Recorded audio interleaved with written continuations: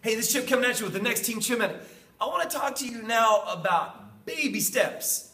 About baby steps. I don't know about you, but whenever I walk in the kitchen and my wife or my mom or someone has made this amazing cake, I look at it and I just think, man, I want to put that whole thing in and just swallow it at one time because I know it's going to be awesome. It's going to taste great. But the real side of me says, I can't do that. I can't take the whole thing. It's just not going to fit. Now, although most of you might think that that'll fit in Chip's mouth, it won't quite fit. I'm going to get choked. It's not going to work. So what do I have to do? Take one bite at a time. I chew that bite. I swallow that bite. I digest that. I move, maybe don't fully digest it, but I get it going on, and then I get the next bite, and I chew, and I start that process, and I take a bite at a time, and that's the way life works. You know, sometimes we get all excited. You know, we meet a friend who is a doctor, and they're telling us about their career and about how things are, and we go, you know what, man, I want to be a doctor. I want to be a doctor. I want to be a doctor now.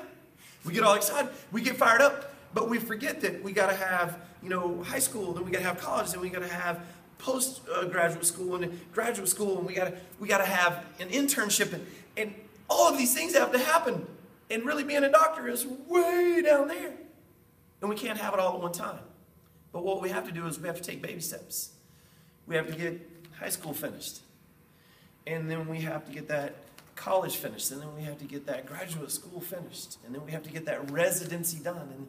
And then we have to maybe have an internship of some sort. And we have to take those a step at a time and a bite at a time. And when you've done that, you have such an amazing sensation. It's like martial arts. I see a black belt. They do a demonstration. We do demonstrations all the time. And the crowd's just like, that was so cool. And I want to do that. And what we have to sometimes explain to them is hey, this is a baby step process.